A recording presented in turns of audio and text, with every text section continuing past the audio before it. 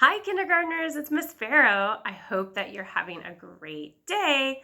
I just wanted to read you another story for today. And so I wanted to read you a story about one of my favorite authors, who is Tommy de Paula. And you might remember him because he wrote our Cloud book. Well, he also wrote this story, and some of you actually chose this story from the book giveaway, and that's Strega Nona. And it won the Caldecott Award, which means it was one of the best picture books when it was written. And I wanted to read this to you because unfortunately he just passed away. He was very old though, so it's okay. But this is one of his most famous books, and I hope you enjoy it. So here we go. Strega Nona.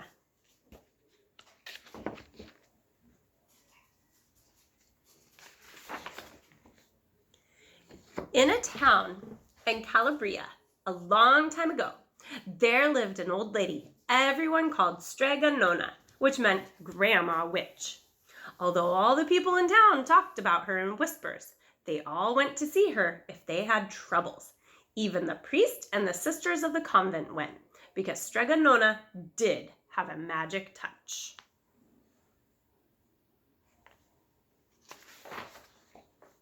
She could cure a headache with oil and water and a hairpin. She made special potions for the girls who wanted husbands. And she was very good at getting rid of warts. But Strega Nona was getting old, and she needed someone to help her keep her little house and garden. So she put up a sign in the town square.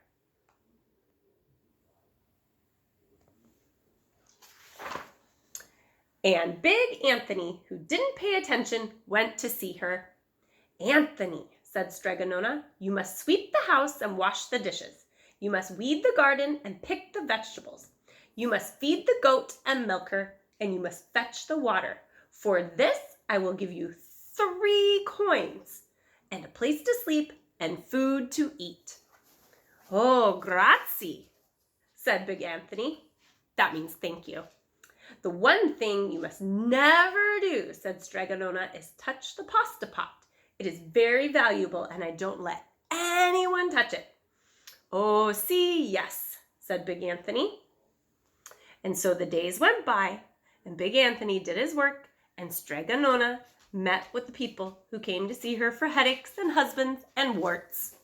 But Big Anthony had a nice bed to sleep in next to the goat shed, and he had food to eat. One evening, when Big Anthony was milking the goat, he heard Strega Nona singing, and peeking in the window, he saw Strega Nona standing over the pasta pot. I wonder what she's doing. And she sang, "Bubble, bubble, pasta pot, boil me some pasta nice and hot. I'm hungry and it's time to sup. Boil enough pasta to fill me up." And the pasta pot bubbled and boiled and was suddenly filled with steaming hot pasta. Then Strega Nona sang, "Enough, enough, pasta pot. I have my pasta nice and hot. So simmer down my pot of clay until I'm hungry another day." "How wonderful," said Big Anthony. "That's a magic pot for sure." And Strega Nona called Big Anthony in for supper. But too bad for Big Anthony, because he didn't see Strega Nona blow 3 kisses to the magic pasta pot.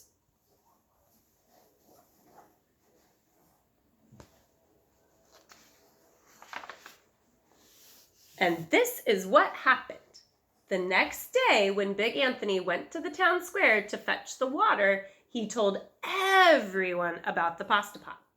And naturally, everyone laughed at him because it sounded so silly. A pot that cooked all by itself? "You'd better go and confess to the priest, Big Anthony," they said. "Such a lie." And Big Anthony was angry, and that wasn't a very good thing to be. "I'll show them," he said to himself. "Someday I will get the pasta pot and make it cook, and then they will all be sorry." That day came sooner than even Big Anthony would have thought, because 2 days later, Strega Nona said to Big Anthony, "Anthony, I must go over the mountain to the next town to see my friend Strega Amelia. Sweep the house and weed the garden. Feed the goat and milk her. And for your lunch, there are some bread and cheese in the cupboard. And remember, don't touch the pasta pot." "Oh, yes, Strega Nona," said Big Anthony. But inside he was thinking, "My chance has come." Uh-oh, what do you think's going to happen? Is he going to touch the pasta pot? And if he does, what might happen? Take a moment and think. Let's find out.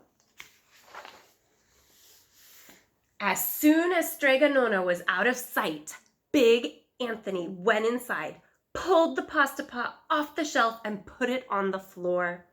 "Now let's see if I can remember the words," said Big Anthony.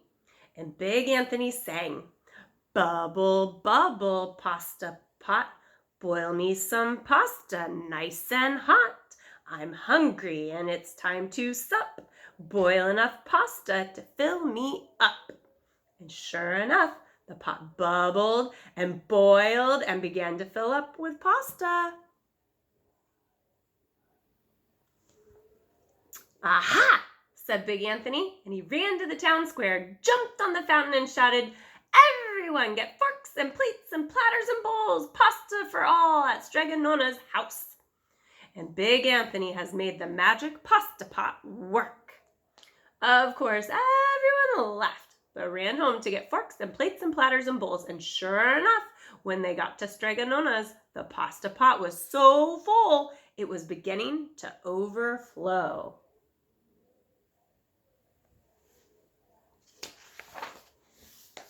Big Anthony was a hero. He scooped out pasta and filled the plates and platters and bowls. There was more than enough for all the townspeople, including the priest and the sisters from the convent. And some people came back for 2 and 3 helpings.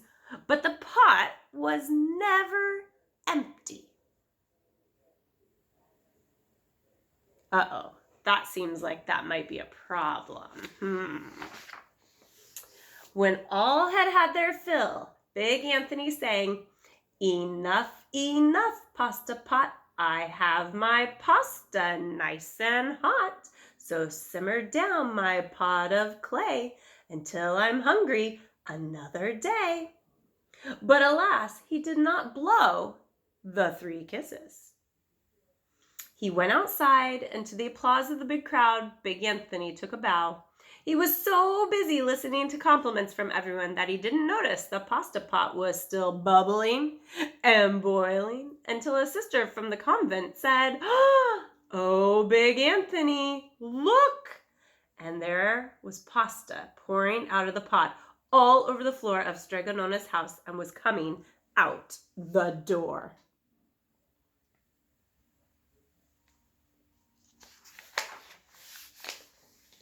Big Anthony rushed in and shouted the magic words again, but the pot kept bubbling.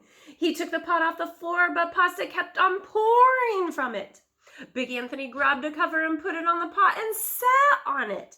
But the pasta raised the cover and Big Anthony as well and spilled on the floor of Strega Nona's house. Uh-oh. Do you think Strega Nona's going to come home and see what Big Anthony's done? "Stop!" yelled Big Anthony. But the pasta did not stop. And if someone hadn't grabbed poor Big Anthony, the pasta would have covered him up. The pasta had all but filled the little house. And out of the windows and through the doors came the pasta, and the pot kept right on bubbling. The townspeople began to worry. "Do something, Big Anthony," they shouted. And Big Anthony sang the magic song again, but without the 3 kisses, it did no good. By this time, the pasta was on its way down the road, and all the people were running to keep ahead of it.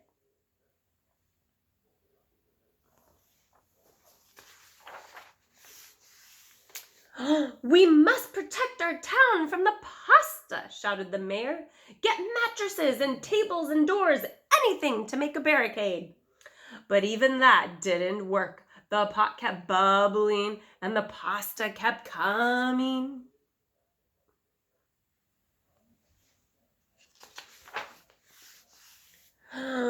We are lost, said the people, and the priest and the sisters of the convent began praying. The pasta will cover our town, they cried. And it certainly would have had Strega Nona not come down the road home from her visit. She didn't have to look twice to know what had happened.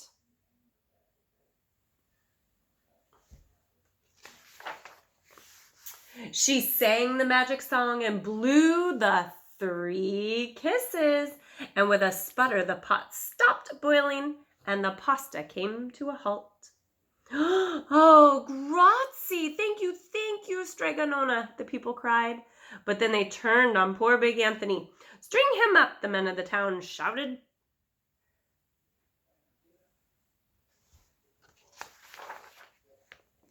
Now wait, said Strega Nona. The punishment must fit the crime, and she took a fork from a lady standing nearby and held it out to big Anthony. All right, Anthony, you wanted pasta from my magic pasta pot, Strega Nona said, and I want to sleep in my little bed tonight. So start eating.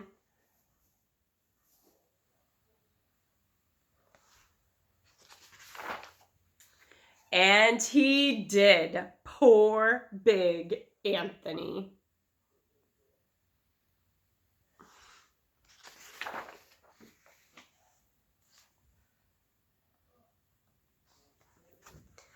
And that is the story of Strega Nona. I hope you enjoyed it, and I hope that you have a wonderful day, and I will see you guys soon. Bye!